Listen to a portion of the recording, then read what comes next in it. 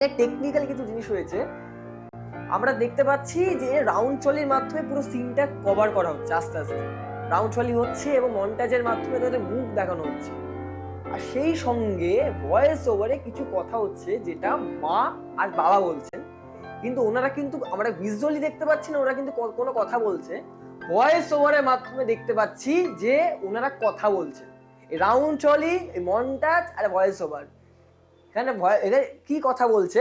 কথা বলছে যে যে না স্কুটির মধ্যে কোনো তেল থাকবে না। বাবা বলছে, মা বলছে যে না থাকবে, এটা কাজ করবে, বাবা বলছে না এটা কাজ করবে না। মানে এইরকম একটা কনভারসেশন হচ্ছে, ঠিক আছে? কিন্তু এইটা কোনোভাবে ওরা কিন্তু দুজন দুজনের দিকে তাকিয়ে করে কথা বলছে না, কাজ করছে, খুঁজছে, মাটি খুঁজছে।